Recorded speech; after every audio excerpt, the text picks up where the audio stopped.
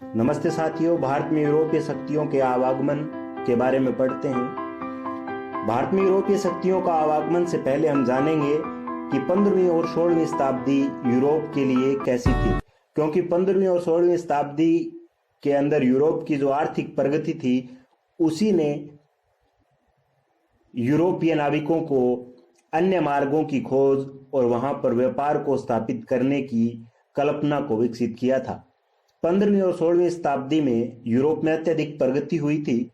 औद्योगिक प्रगति, आर्थिक प्रगति ने जन्म लिया था और 17वीं शताब्दी के दौरान भारत विदेशी व्यापार का एक ऐसा आकर्षण केंद्र बन गया था कि हर विदेशी राष्ट्र व्यापार के माध्यम से उस पर अपना आधिपत्य जमाना चाहता था, क्योंकि भारत औद्योगिक माल के उत्पादन में एक अग्रणी राष्ट्र था। यहाँ पर उच्च कोटि का सूती और रेशमी कपड़ा था, मसाले, नील और शक्कर थे। औद्योगिक एवं बहुमूल्य रत्न, औषधियां किसी भी राष्ट्र को लालायित करने के लिए काफी थी। पूर्वी एशिया के लिए समुद्री मार्गों की खोज का कार्य प्रारंभ होता है 17वीं शताब्दी के अंदर, और पूर्वी एशिया के लिए समुद्री मार्गों की खोज के कार्यों में सबसे महत्वपूर्ण भूमिका निभाते हैं पुर्तगाली नाविक।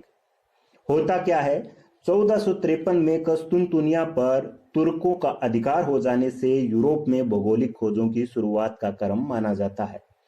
राजकुमार हेनरी के संरक्षण में इस संबंध में पुर्तगालियों ने पहल की और उसी पहल के तहत भारत आने वाला प्रथम पुर्तगाली वास्को डी गामा, जो 1498 में दक्षिण अफ्रीका का चक्कर लगाता हुआ भारत के पश्चिम के तट के बंदरगाह कालीकट पर पहुंचता है, वहां के हिंदू शासक जमोरिन से मिलकर व्यापार की अनुमति प्राप्त करता है और 1498 में हिंदुस्तान आकर वो एक साल के बाद वापस चला जाता है व्यापार की अनुमति प्राप्त करके, और राजकुमार हेनरी को बताता है कि हिंदुस्तान में हम व्यापार कर सकते हैं।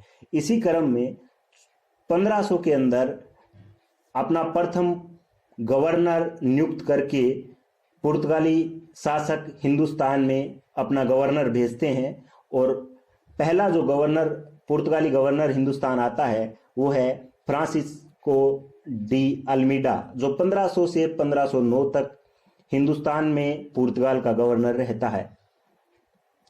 इसने समुद्री शक्ति के विस्तार के लिए काफी काम किया और अन्य समुद्र की शक्तियों के विस्तार के लिए नीतियां बनाई, जिसे ब्लू वाटर पॉलिसी कहा जाता है। उसने भारत में जल सामयिक शक्तियों का विकास तथा भारत में पुर्तगाली राज्य स्थापित करने का प्रयास किया और भारत में अनेक दुर्ग भी बनाए। 1501 में कन्नौर में कारखाना स्थापित किया जाता है, पुर्तगालियों द्वारा प्रथम कारखाना। उसके बाद में 1503 में कोचिन में व 1505 में कन्नौर में व्यापारिक कोठियां स्थापित की जाती है, और इन्हीं व्यापारिक कोठियों को स्थापित करने के क्रम में एक राजधानी विकसित होती है और कोचिन को वो अपनी प्रारंभिक राजधानी बनाते हैं। उसके बाद में 1509 के बाद में सबसे महत्वपूर्ण और पुर्तगाली शासक, पुर्तगाल की शक्ति को स्थापित करने वाला हिंदुस्तान में, यानी पुर्तगाल का वास्तविक संस्थापक हिंदुस्तान में अगर कोई है तो वो आता है दूसरा अल्फ्रेंसो डी अल्बुकर्क, जो 1509 से 1515 तक भारत के अंदर पुर्तगाल का गवर्नर रहता है। यह एक कुशल सैनिक है तथा निपुण शासक है। इसने सोचा, हिंदुस्तान में दो प्रकार के उद्देश्य अपने आप के में इसने निर्धारित किए, और उनमें से एक था भारत में पुर्तगाली शक्ति को सुदृढ़ करना तथा दूसरा था भारत के व्यापार पर अधिकार करना। इसी क्रम में उसने 1510 में बीजापुर के सुल्तान से गोवा छीन लिया और उसने धीरे धीरे भारत में किलेबंदी प्रारंभ कर दी और उसने राजनीतिक हस्तक्षेप भी प्रारंभ कर दिया था।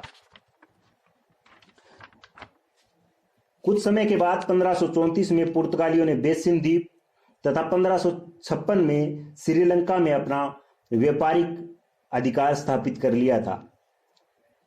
अब वे भारत में ईसाई धर्म का प्रसार करने लगे और इसी क्रम में मुगल सम्राट शाहजहां को इस बात से क्रोधित होकर उन्होंने हुबली और उसके आसपास के इलाकों से पुर्तगालियों को खदेड़ दिया। 1639 में मराठों द्वारा साल सीट और बेसिन द्वीप पुर्तगालियों से छीन लिए जाते हैं और अब उनके पास मात्र गोवा, दमन और द्वीप रह जाते हैं, जो 1961 तक यानी भारत की आजादी के काफी समय बाद तक उनके अधिकार में रहते हैं। धीरे धीरे पुर्तगालियों की शक्तियों का ह्रास होने लगता है और इन पुर्तगाली शक्ति के ह्रास के अनेक कारण हैं, जैसे कि 1580 में पुर्तगाल पर स्पेन के राजा फिलिप II ने अधिकार कर लिया था। स्पेन पुर्तगाल के हितों की ज्यादा रक्षा नहीं कर पाया। इसके अलावा जो कारण थे वो थे पुर्तगालियों द्वारा ब्राजील की खोज, यानी उनके विकल्प दूसरे तलाशने प्रारंभ कर दिए थे भारत के अलावे। तो इस प्रकार पुर्तगालियों द्वारा ब्राजील की खोज भी एक कारण था कि उनका भारत से पतन होना प्रारंभ हो जाता है।